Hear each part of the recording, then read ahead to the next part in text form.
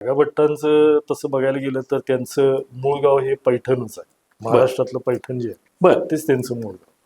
त्या ठिकाणी ते राहत होते आणि जसं ह्या यवनी पातशाह्यांचा इथं अत्याचार वाढला तर महाराष्ट्रातली काही पुरोहित मंडळी इथून काशीला गेली बर आणि तिथं त्यांचं वास्तव्य झालं.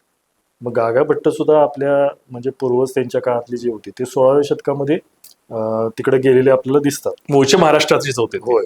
त्यांचं म्हणजे गागा भट्टांचं जे मूळ पूर्वज जो आपण म्हणतो हं. जो काशीला गेलेला तो गोविंद भट म्हणून होता बर आणि तिथून 5वे पुरुष म्हणून हे गागा भट्ट आहेत. गागा भट्टांचं नाव उर्फ नाव होतं विश्वेश्वर. तर या गागा भट्टांनी काशीमध्ये एक विद्यापीठ पण स्थापन केलं होतं ज्या ठिकाणी वैदिक पद्धतीचं सगळे शिक्षण हे दिलं जायचं.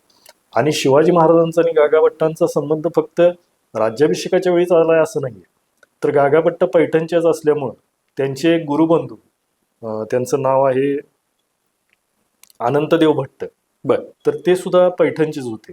त्यांची भेट घेण्यासाठी गागा भट्ट पैठणला वगैरे यायचे, महाराष्ट्रात यायचे. आणि 1663ला गागा भट्ट महाराष्ट्रात आल्यानंतर कोकणातल्या एका शेनवी घराण्याचं एक वाद होता त्यांच्या ह्याच्या संदर्भातला. तर त्या वादावरती निर्णय घेण्यासाठी म्हणून शिवाजी महाराजांनी त्यांना विनंती केली होती बर आणि त्या विनंतीवरून ते इथं महाराष्ट्रात आले आणि कोकणातल्या राजापूर या ठिकाणी त्यांनी एक धर्मसभा घेतली आणि तिथं त्यांनी तो निवाडा सुद्धा केलेला. बर म्हणजे थोडक्यात गागा भट्ट हे महाराष्ट्राशी निगडीत होते. निगडीतच होते.